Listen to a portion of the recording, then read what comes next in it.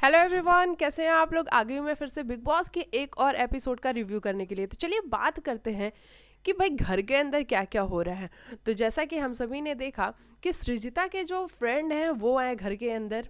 उससे पहले हम बात करते हैं कि टीना की मदर और शालीन की मदर, ये दोनों घर के अंदर थी और ये दोनों कॉन्स्टेंटली अपनी बेटी को समझा रही थी। मतलब टीना की मदर अपनी बेटी को यानी कि टीना को समझा रही थी कि बेटा अच्छे से खेलो, ये गेम है, यहाँ पे आप गेम खेलने के लिए आए हो।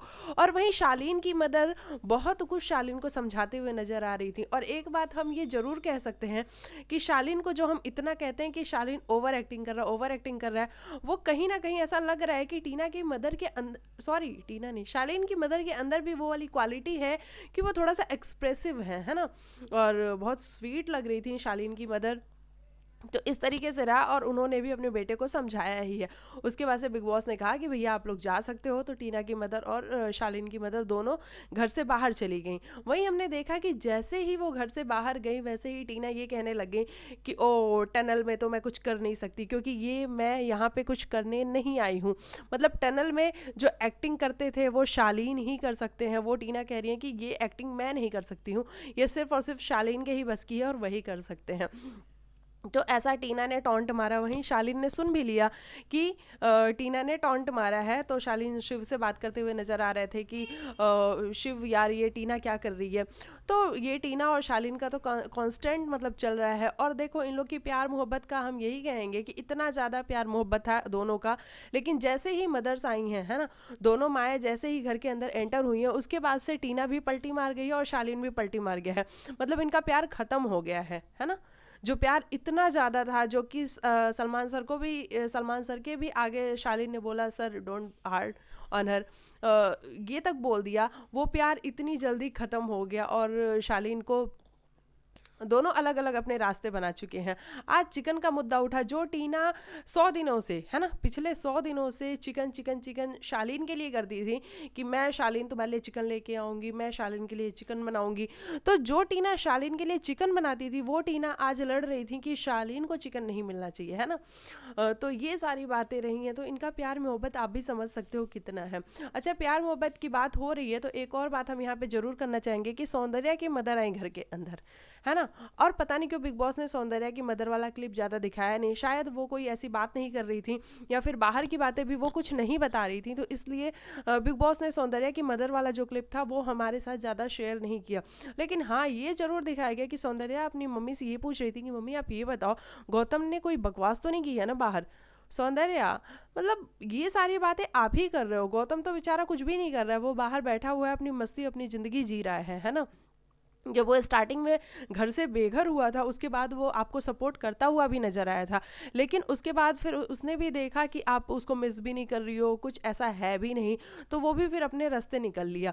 और कोई भी बात गौतम बाहर बैठ के नहीं कर रहा है। लेकिन सौंदर्या को पता नहीं क्यों ऐसा लगता है कि गौतम ने कोई बकवास तो नहीं करी है। ये बात ही अपने आप में बड़ी अजीब सी है। और यहीं से साबित होता है कि जिस प्यार को हम लोग भी साबित करने पे लगे हुए थे, मतलब मैं भी अपने रिव्यूज़ में मैंने भी बोला है कि मुझे सौंदर्या और गौतम का प्यार ज़्यादा रियल लगता है टीना और शालीन से।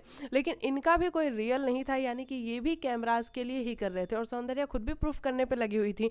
जिस तरीके से जब गौतम कैप्टन बना था तो सारे घर वाले अगेंस्ट हुए थे, लेकिन सौंदर्या ही एक इकलौती इंसान थी जो गौतम के साथ खड़ी थी। उसके लिए कांस्टेंट खाना वो बना रही थी, किचन में खड़ी होकर सबको सर्व भी कर रही थी। तो हमने भी कहा था कि यार सौंदर्या का जो लव है वो रियल है। लेकिन अभी यही क्लियर हो गया, मतलब बिग बॉस के घर के अंदर ही 100 दिनों के अंदर ही क्लियर हो गया कि वो रियल था या फेक था। सब कुछ पता चल गया। अच्छा, उसके बाद हम बात करते हैं कि घर में एंट्री होती है सुम्बुल के बड़े पापा की, है ना। और सौंदर्या की मदर की एंट्री होती है और माइकल की एंट्री होती है। माइकल मतलब सृजिता के जो बॉयफ्रेंड है उनकी एंट्री होती है। तो ये लोग घर के अंदर आते हैं। सुम्बुल के जो बड़े पापा हैं वो आए तो बहुत मज़ा आया घर में, है ना। बच्चों की तरह वो ट्रीट कर रहे थे। लेकिन खुद बच्चों की तरह वो ट्रीटमेंट कर रहे थे, हंसी मजाक सब कुछ कर रहे थे। लेकिन उनको भी ये चाहिए कि जो उनकी बच्ची है यानी कि सुम्बुल है वो बच्चों की तरह बिहेव ना करे, वो बड़ी हो जाए, वो मैच्योर हो जाए। अच्छा, यहीं से बात उठता उठता आज तो साजिद खान को इतना ज़्यादा बुरा लग गया सिर्फ शिव के एक सच्चाई बोल देने से। मतलब साजिद खान, आपको यही चाहिए कि अगर आपके अगेंस्ट कोई एक शब्द भी ना बोले तो वो आपके लिए अच्छा है, लेकिन अगर किसी ने एक शब्द भी ऐसा बोल दिया जो कि आपको ऐसा लग रहा है कि उसने आपको क्रॉस किया है, हालांकि उसने आपको क्रॉस नहीं किया, उसने सिर्फ अपनी बात रखी, लेकिन आपको ऐसा लग रहा है कि उसने आपको क्रॉस कर दिया और आप मुंह फुला के बैठ गए, आपको गुस्सा आ गया, आप चले गए, आप सो गए, आप टेरेस पे जाके बैठे हुए थे, आप शिव से बात नहीं कर रहे थे, तो ये सारी चीजें देखने को मिली। शिव ने क्या गलत बोला? आप लोग बैठ के, और सुम्बुल के बड़े पापा की भी मैं बात करूंगी, वो भी यही कह रहे थे कि देखो अभी हमने इसको समझाया और अभी ये देखो कैसे उछलती कूदती हुई जा रही है। तो साजिद खान आप भी बोलने लगे, हाँ हाँ इसको समझाने का कोई फायदा नहीं है, अभी इसको समझाओ, अभी कोई बात बताओ, तो 10-15 मिनट तक उस पर वर्क करती है, फिर उसके बाद भूल जाती है। उस पर शिव ने यही बोला कि सर, अगर सुम्बुल हमारी तरह बिहेव करने लग जाए, अगर वो 30 साल के लोग की मतलब पर्सन की तरह बिहेव करने लग जाए, तो फिर सुम्बुल की जरूरत ही क्या है? बिग बॉस उसको लेकर ही क्यों आए हैं? तब तो मैं ही काफी हूँ, या फिर जो भी 30 साल के लोग हैं वो काफी हैं। लोग MC स्टैन को बिग बॉस लेके आए, अब्दू को लेके आए, सुम्बुल को लेके आए, तो सबकी अपनी अपनी पर्सनैलिटी है। कोई 18 साल का है, कोई 19 साल का है, कोई 20 साल का है, कोई 22 साल का है। तो बिग बॉस इसीलिए लेके आए हैं कि सुम्बुल का जो बचपना है वो शायद लोगों को पसंद आ रहा है बाहर, और बिग बॉस इसीलिए उसको लेकर के आए हैं। तो वो 30 साल के लोगों जैसा बिहेव क्यों करेगी? वो जैसी है वैसी ही रहेगी, हम उसको बदलने की कोशिश नहीं कर सकते। और इस बात पे साजिद खान को बहुत ज़्यादा बुरा लग गया कि शिव ने मेरी बात कैसे टाल दी, शिव ने मेरी बात कैसे काट दी। अरे साजिद खान, वो आपकी बात बिल्कुल भी नहीं काट रहा था, है ना, वो सिर्फ अपनी बात रख रहा था, और आपको वो बात इतनी ज़्यादा बुरी लगी।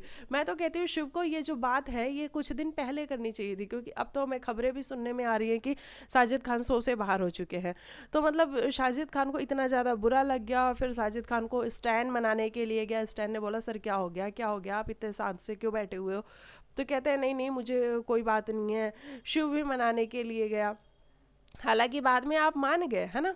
और शिव को मैं ये बोलूँगी कि अगर वो नाराज़ थे शिव, तो आप तुम छोड़ देते, है ना, क्योंकि तुमने कुछ गलत नहीं बोला था। लेकिन ठीक है, आप लोग की फ्रेंडशिप है, आप लोग एक दूसरे को रेस्पेक्ट करते हो, तो ये सारी चीज़ें। और शिव इसके लिए गया वहाँ पे साजिद खान को मनाने के लिए, पहले तो वो नहीं माने, फिर बाद में हालांकि वो मान गए।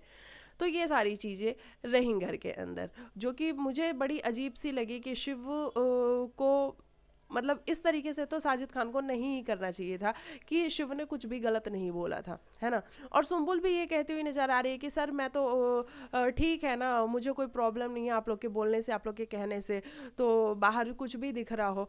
तो सुम्बुल आपको भी थोड़ा सा समझना होगा कि आपको भले प्रॉब्लम ना हो रही हो, लेकिन जो आपके अपने हैं या फिर जो आपके फैंस हैं उनको बुरा लग रहा है कि जो हमारी सेलिब्रिटी है वो किसी के लिए खाना बनाने के लिए सिर्फ रह गई है। ये हम नहीं देखना चाहते हैं, हम उसको लीड करते हुए देखना चाहते हैं, है ना। तो सुम्बुल को भी ज़्यादा फर्क नहीं पड़ता है, और वो भी साजिद और मतलब सभी को वो अपना मान चुकी है, तो इसीलिए वो लोग कुछ भी बोलते हैं तो सुम्बुल को भी ज़्यादा बुरा नहीं लग रहा होता है। तो ये वाली बात हो गई। वहीं हमने शालीन और टीना का देखा है कि अब ये दोनों एक दूसरे के एंटी हो गए हैं, तो देखते हैं ये कितने टाइम तक एंटी रहते हैं। फिर थोड़े दिन बाद मुझे ऐसा लगता है कि ये दोनों फिर साथ में आ जाएंगे। और घर में आज आई थी सिमी ग्रेवाल, है ना, सिमी ग्रेवाल, हाँ शायद मैं सही नाम ले रही हूँ, जो वो शो करती हैं। मैंने उनका चैट शो देखा नहीं है, लेकिन हाँ ये है कि वो करती हैं, ये मुझे पता है। तो वो अपना शो लेकर के आई थी, वहाँ पे उन्होंने बात करी, MC स्टैन से सबसे पहले बात करी और पूछा कि भाई आपको जो ये पॉपुलैरिटी मिली है, जो आपको लोग इतना पसंद करते हैं, तो आप इसका क्रेडिट किसको देना चाहते हैं? तो उन्होंने कहा कि सबसे पहले तो मैं भगवान को देना चाहता हूँ, उसके बाद मैं अपनी मदर को देना चाहता हूँ कि मेरी मदर मेरे साथ हमेशा से खड़ी रही है।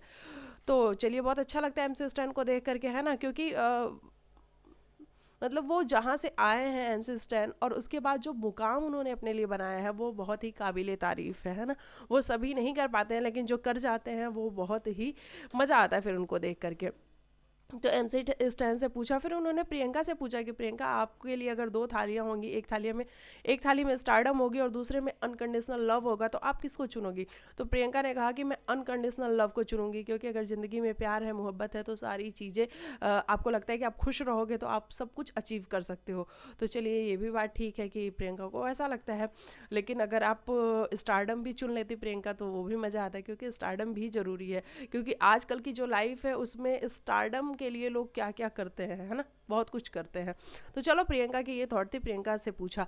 वहीं शिव से पूछा कि शिव आपके लिए भी आप बता दीजिए कि आप आपको स्टारडम चाहिए या फिर आपकी जो वो गर्लफ्रेंड है जिसके लिए आप बातें करते रहते हैं, बड़ी बड़ी आंखें, लंबे लंबे बाल, वो अगर रहेगी तो आपको क्या चाहिए? तो शिव ने बोला कि मुझे तो स्टारडम चाहिए, मैं तो चाहता हूँ कि मुझे पैसे मिले, यानी कि मैं बहुत बड़ा इंसान बनूं, और जब वो सारी चीज़ें आएंगी तो वो लड़की भी आ ही जाएगी। तो वहीं सिमी जी ने ये बोला कि नहीं, फिर वो लड़की आपकी लाइफ में नहीं आएगी। तो उसने कहा कि ठीक है, फिर मैं मैनेज भी कर लूँगा। तो ये मुझे बड़ा जेन्युइन सा लगा और रियल भी लगा। तो ऐसे उन्होंने सभी से बातें करी। शालीन से पूछा तो शालीन ने कहा कि मैं चाहता हूँ कि मैं यहाँ की ट्रॉफी जीतूं, बिग बॉस की। अच्छा, अभी शालीन को ऐसा लग रहा है कि वो बिग बॉस की ट्रॉफी जीत सकता है, क्योंकि शालीन की मदर ने शालीन को बोला है कि आप उस लायक हो कि आप बिग बॉस की ट्रॉफी जीत सकते हो।